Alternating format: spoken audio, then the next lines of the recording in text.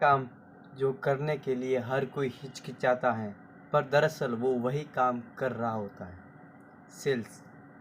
नमस्ते दोस्तों, मैं हूँ चेतन गहलोत। आज हम बात करेंगे सेल्स के बारे में। 360 वे हार्ड डे चैलेंज के अंदर सेल्स आज का हमारा टॉपिक है। चलिए बात करते हैं 5 मिनट ऑन सेल्स।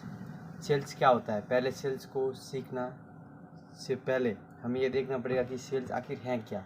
इसकी परिभाषा मैं नहीं रखता, इसको सरल से सरल रूप देने की कोशिश ज़रूर करूँगा।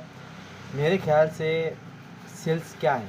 मेरे ख्याल से सेल्स हैं कि आप किसी के साथ ट्रांजैक्शन कर रहे हो, वो किसी भी टाइप का हो सकता है। इमोशन के थ्रू कर रहे हो, थॉट्स के थ्रू कर रहे हो, सर्विसेज, प्रोडक्ट्स, कुछ भी हो सकता है, पर ट्रांजैक्शन करना ही एक सेल्स है। विचारों का आदान प्रदान, दैट इज सेल्स। सेल्स सीख लिया, ठीक है।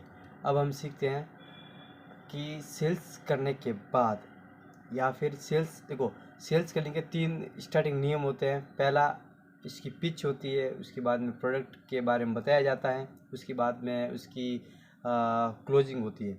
सेल्स की क्लोजिंग के बाद ही हमारा जो या हम कहें सर्विस या कुछ प्रोडक्ट के बेचने के बाद जो हमें पैसा या उसके बदले कुछ भी मिले, वो उसकी क्लोजिंग रहती है, ठीक है। तो what we should know before sales, ये हमें ध्यान में रखना चाहिए कि हमें सेल्स होने से पहले हमें क्या ध्यान में रखना चाहिए, क्या हमको जानना चाहिए। तो अगर हम बात कर रहे हैं किसी प्रोडक्ट के बारे में, कोई प्रोडक्ट है जिसके बारे में हम बात कर रहे हैं, तो उस प्रोडक्ट की हमें पूरी तरह से नॉलेज होनी चाहिए। उसके नेगेटिव पॉइंट्स, उसके पॉजिटिव पॉइंट्स हमें दिमाग में होने चाहिए, ताकि हम किसी भी कस्टमर को आसानी से उसको बता सकें कि इसकी ये नेगेटिव पॉइंट है, इसकी ये पॉजिटिव पॉइंट्स है। पर आपकी अगर नीड है, इसको आप इनडायरेक्टली सीधा सीधा नीड से अटैच कर सकते हैं और उस प्रोडक्ट को सेल कर सकते हैं।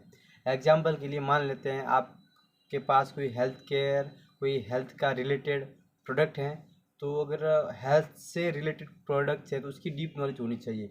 उस प्रोडक्ट के अंदर कौन सी इंग्रेडिएंट्स हैं, उस इंग्रेडिएंट्स में कौन से इंग्रेडिएंट्स आपकी सेहत के लिए अच्छे हैं। अगर वो इंग्रेडिएंट्स आपके पास कोई ऐसा व्यक्ति है जो कि डायबिटीज़ उसको बीमारी है, या फिर कोई ऐसा व्यक्ति है जिसको महीने महीने में वो बीमार रहता है, तो उस इंग्रेडिएंट्स की वजह से किस तरह की उसको प्रॉफिट या लाभ मिलेगा, उसके बारे में आपको बताना चाहिए, ठीक है। और वैसे आप मेरा वीडियो देख रहे हो, मुझे लग रहा है कि देखिए हर कोई सीधा, अगर मेरा वीडियो देख रहे हो तो कुछ ना कुछ तो कारण रहेगा। ये एक कॉमन सेंस है कि अगर आप बिना फिल्टर की एकदम लो क्वालिटी वाली वीडियो देख रहे हो मेरी, तो उसके पीछे कुछ तो आपका मोटिव है। या तो आपको कुछ वैल्यूबल चीज़ें मिल रही होगी मेरे थ्रू, या फिर आप कुछ ऐसा अंजम्पशन लेके बैठे हो दिमाग में मेरे बारे में, जो कि आप या तो जाहिर करना चाहते हैं कमेंट के थ्रू, या फिर अपने कुछ आइडियाज़ अंदर दिमाग में लगा रहे हैं। कुछ भी हो, दिमाग में जो भी चल रहा हो, मिलते हैं कमेंट्स बॉक्स में, टाइप कर लिख दीजिएगा, ठीक है। तो ये हुई सेल्स के बारे में समझा हमने, सेल्स की डीप नॉलेज के बारे में समझा हमने कि प्रोडक्ट की कैसे डीप नॉलेज होनी चाहिए। और अब हम बात कर रहे हैं कि व्हाट टाइप ऑफ ऑडियंस किस टाइप की होनी चाहिए। अगर आप what type of your audience, तो इसको समझने के लिए आपको पहले ये देखना पड़ेगा कि मेरी ऑडियंस कहाँ पे है, सोशल मीडिया पर है या फिर नॉर्मल मार्केट में। अगर सोशल मीडिया पर है तो आप उसको अपने प्रोडक्ट को कैसे दिखा रहे हैं, उस प्रोडक्ट के बारे में लोगों के दिमाग में किस तरह की छवि आप बना रहे हैं। अगर वो नॉर्मल मार्केट में है कि, तो आप फिर भी नॉर्मल मार्केट में भी आप किस तरह से उनको दिखा के उनको अपने और अट्रैक्ट करते हैं, वो सब सेल्स के अंदर ही सिखाया जाता है। वो एक दरअसल उसकी सेकंड पार्ट होती है, वो है मार्केटिंग। उसके ऊपर भी कभी हम वीडियो बनाएंगे। तो ये हो गई सेल्स की बातें, और ये बातें करते करते 5 मिनट पूरे होने को आ गए हैं।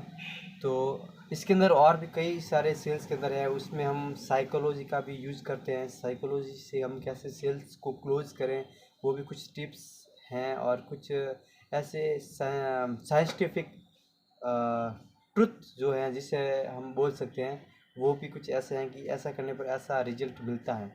उसके ऊपर भी कभी बात करेंगे। मिलते हैं नेक्स्ट वीडियो में। Okay, tata bye bye.